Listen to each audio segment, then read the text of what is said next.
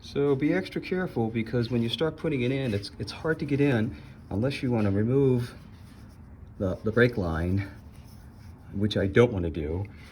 This is very stiff, and so it's hard to push this out of the way to get this back in. And when I did it the first time, one of the O-rings fell off, so I had to pick it up, wipe it off, put some oil back on it again, and then I finally got it back in place. So once again, just gonna hand tighten the bolts.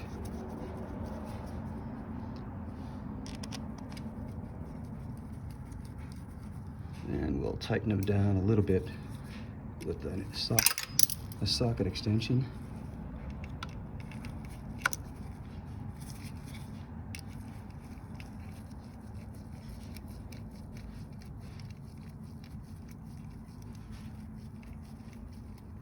Till it's finger tight, and then I'll go back to using the actual socket wrench.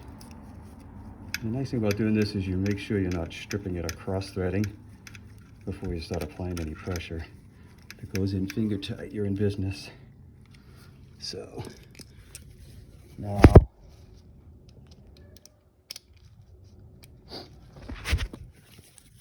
alright, so now we got the socket wrench, and just tighten it. I don't know what the torque is, I tighten it.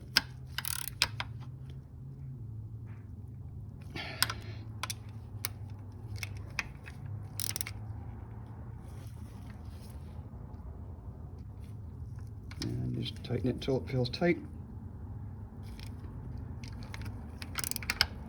And hopefully that will stop my leak. And then when you put on the cover, you know, the cover goes on like normal. And it also has 8mm bolts. They're just the longer of the bolts. So another warning is, make sure when you pull the bolts off that you segregate the bolts for the cover different from the bolts from the actual gear position indicator, because these are longer, so they won't go in. That's it. These are easy to put back on.